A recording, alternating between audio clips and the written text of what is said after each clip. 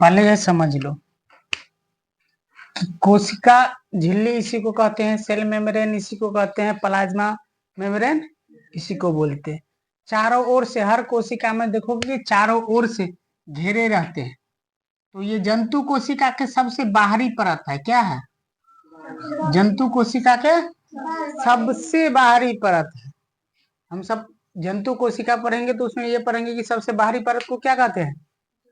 Cell membrane या plasma membrane या कोशिका झिल्ली या प्लाज्मा झिल्ली, ये बोलते हैं ना। लेकिन यही पादप कोशिका का चित्र अभी ने बताया है, चित्र बताएंगे तो उसमें सारा कोशिकांग तो अंदर में रहेंगे, लेकिन सबसे बाहरी परत रहेगा कोशिका भित्ति, उसके बाद कोशिका झिल्ली। समझ गया? चलो, अब प्रत्येक कोशिका के जो सबसे बाहरी परत होता है, जो चारों ओर से घेरे रहते हैं, जो चारों ओर से घिरे रहते हैं, मुलायम होते हैं। कैसा होता है वो? मुलायम होता है, पतली होती है, लचीली होती है, और ऐसा होता है जो उससे होकर के चुनिंदा पदार्थ ही जा सकते हैं और आ सकते हैं। माने गिना, जिसको छान के अंदर जाने देता है, तो जाने आने में दिक्कत नहीं है, लेकिन छान के ज्यादा, चून के ज्यादा, जो पदार्थ कोशिका के लिए हैं, उपयोगी हैं, उसी को जाने देते हैं। इसीलिए इसको कोशिका झिल्ली को अर्धपारगम्य झिल्ली कहते हैं। क्या कहते हैं? अर्धपारगम्य झिल्ली कहते हैं। प्लाज्मा झिल्ली जीवित और अर्धपारगम्य झिल्ली होते हैं, अर्थात ये बता ही दिए कि ये चुनिंदा पदार्थ को जाने देता है, चुन चुन के, कि जो पदार्थ आसानी से आ सके और जा सके। ऐसा नहीं कि पदार्थ आसानी से ना आ जा सके, आसानी से आ जा सके, लेकिन ऐसा होना चाहिए जो कोशिका के लिए उपयोगी हो। ठीक, इसके बाद कोशिका के प्लाज्मा मेम्ब्रेन को यदि हम लोग देखेंगे किससे, तो इलेक्ट्रॉन माइक्रोस्कोप से। किससे? इलेक्ट्रॉन माइक्रोस्कोप, तो दोहरी झिल्ली दिखाई देगा। कैसा झिल्ली? दोहरी झिल्ली दिखाई देगा। मतलब ये है ना झिल्ली, अगर ये है, इससे चारों ओर घेरा हुआ, तो एक झिल्ली इसकी और एक और दिखाई देगा इसे, कि दो है इसमें। कैसा है? दो है इसमें। तो अब ये क्यों बनाए हैं इसके अंदर, तो ये पढ़ाएंगे। ये हो गया क्रोमोजोम, ये हो गया राइबोजोम, इसके अंदर बहुत सारी चीज जो पढ़ाए कोशिकाएं रहते हैं ना। लेकिन ये जो है, इसको कहते हैं हम लोग एंडोप्लाज्मिक रेटिकुलम, इसी को बोलते हैं ना, एंडोप्लाज्मिक रेटिकुलम हम लोग बोलते हैं। यहाँ जो रहता है लगा हुआ, उसको बोलते हैं डिस्मोजोम। क्या बोलते हैं? डिस्मोजोम, ये सब बोलते हैं। ये लगे क्यों है, इसका मतलब इस कोशिका इसके बगल में और है जो इसके साथ सटा हुआ है, जुड़ा हुआ है। समझ गया? और दो कोशिकाओं को जोड़ने वाले जगह को नाम क्या है? डिस्मो, जो मुझे जोड़ने का काम करता है। अब इलेक्ट्रॉन माइक्रोस्कोप से यदि देखेंगे तो दोहरी झिल्ली दिखाई देगा। दोहरी झिल्ली दिखाई देने के बाद इसमें छोटे छोटे छिद्र मौजूद रहेगा। क्या मौजूद रहेगा? छोटे छोटे छिद्र मौजूद रहेगा। और ये कोशिका झिल्ली किसकी बनी होती है? तो लिपिड और प्रोटीन की बनी होती है। किसकी बनी होती है? लिपिड और प्रोटीन की बनी होती है। इसमें दो परत, क्या लिखेंगे? इसमें दो परत लिपिड की। किसकी? लिपिड की। इसमें दो परत किसकी होती है? लिपिड की। दो परत लिपिड की थोड़ी होगा, प्रोटीन का होगा। दो परत प्रोटीन की। किसकी? प्रोटीन की। किसकी होती है दो परत? प्रोटीन की। और एक परत, और बीच में एक परत, बीच में एक परत लिपिड की होती है। किसकी होती है? लिपिड की। तो हम सब जान चुके किसकी होती है? लिपिड की होती है। ये है, समझ गया? ये है हम सबकी क्लास में, आप सबकी क्लास में जो पढ़ना पड़ता है क्लास के अनुसार। फिर अगले क्लास में जाएंगे, इसे थोड़ा अधिक पढ़ना पड़े। ठीक, तो जिस लेवल में क्लास है उसी लेवल में हम लोग फिर अगले क्लास में जाएंगे। फिर अगर सेल का चैप्टर आएगा बायोलॉजी में, तो हम फिर लोग सेल में इन सारे को पढ़ेंगे, तो थोड़ा भास्ट में पढ़ेंगे। अब इसका काम क्या है? ये सारी चीज तो समझ गए थे, संरचनाएं थे, बनावटें। अब इसका काम क्या है? तो यह कोशिका को सीमित आकार देता है। क्या करता है? कोशिका झिल्ली को ये क्या करता है? सीमित आकार देता है। ठीक, दूसरा काम है, यह कोशिका को एक निश्चित आकार बनाए रखने के लिए हमेशा कार्यरत रहता है। क्या करता है? हमेशा कार्यरत रहता है। कोशिका को ये यांत्रिक सहायता देता है। कैसा था? मैकेनिकल सपोर्ट देता है। कैसे देता है? पहला क्या पढ़े हम लोग? यह एक सीमित झिल्ली का कार्य करता है। क्यों सीमित झिल्ली का कार्य करता है? क्योंकि यह कोशिका का एक निश्चित रूप और आकार बनाने के लिए काम करता है, इसीलिए इसको सीमित झिल्ली के काम करने के रूप से हम लोग जानते हैं। दूसरी बात है, यह कोशिका को मैकेनिकल माने यांत्रिक सपोर्ट देते हैं। कैसा?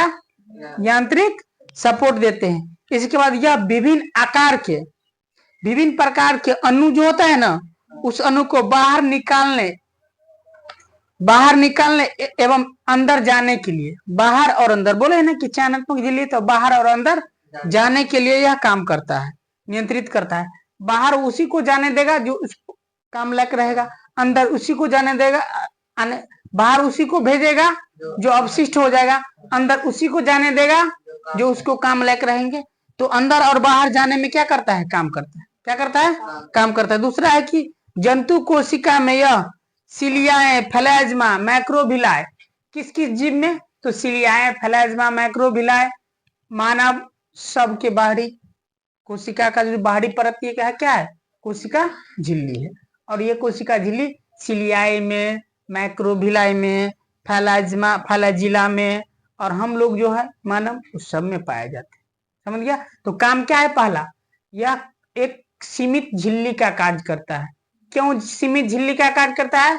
तो यह कोशिका को एक निश्चित रूप और आकार देता है। समझ गया? क्या करता है?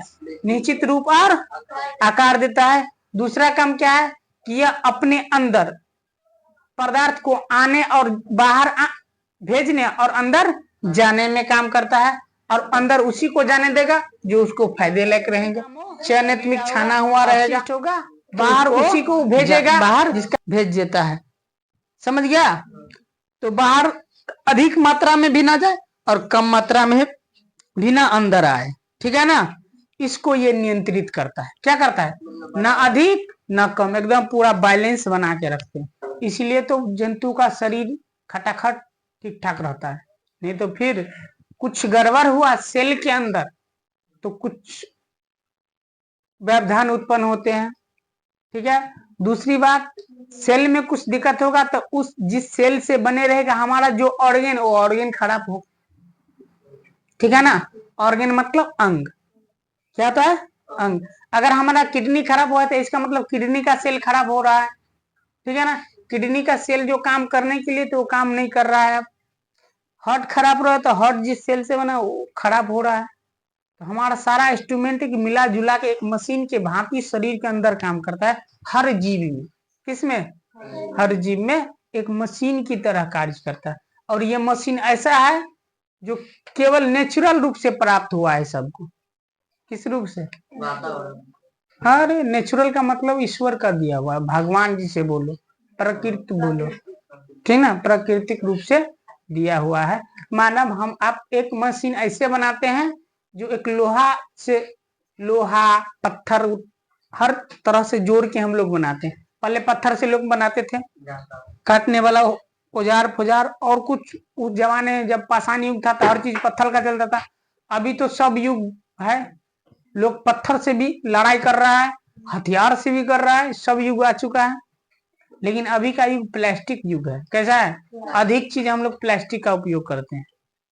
हर चीज देखो प्लास्टिक का आ गया है ना? हमारा पेन है, इसका कवर भी है प्लास्टिक का। ठीक है ना? हमारा मोबाइल जो रखते हैं, यूज करते हैं, सेल फोन, उसका कवर ऊपर से प्लास्टिक का। बहुत सारा चीज प्लास्टिक का है। अभी चावल भी कहीं सुने थे एक बात कि चावल भी प्लास्टिक का बन गया। बड़ा अजीब है। कहा कि चाइना वाला बनाया? चाइना वाला तो कुछ कर देता है, जो बनाता है वो नहीं। चलो अब हम लोग समझ गए। तो ये समझ में आया कि नहीं? सब बोलो। आ गया ना? हाँ, याद रहे। तो मैथिली में बोलना ठीक है, लेकिन शुद्ध मैथिली हमें भी नहीं आता है। ठीक है ना? और एक बात, ऐसा नहीं है कि हर आदमी शुद्ध हिंदी भी बोल लेते हैं। मन से आप सभी का एक भाई निकाल दे कि हम ये ना सोचे हरदम कि कोई भी आदमी कि हम शुद्ध हिंदी बोल लेंगे, ये भी इम्पॉसिबल है। भाषा में कुछ बोल लेंगे लेकिन हो सके गलती हो जाए, स्वीकार करिए, इसमें क्या बात है, हो सकता है गलती। जिद का है रोकना है कि हम बरकत तो कोई नहीं रोक। ये सारी चीज समझ गए। अब इसके बाद हम लोग क्या पढ़ेंगे, कोशिका झिल्ली पढ़ लिए। अब हम लोग अगले दिन पढ़ेंगे कोशिका भित्ति। क्या पढ़ेंगे अगले दिन, कोशिका भित्ति, ठीक है ना। ये पादप कोशिकाएं पाए जाते हैं। किस कोशिकाएं पाए जाते हैं, पादप कोशिका में। ये थोड़ा मोटे होते हैं, ये पतली हुआ वो मोटा होता है, थोड़ा टाइट होता है, कड़ापन होता है। इसीलिए पेड़ पौधा का चमड़ी जो देखेंगे ना हम लोग, टाइट रहता है। क्या रहता है, टाइट रहता है। ये बारे समझ गया सारी चीज, काम भी समझ गए।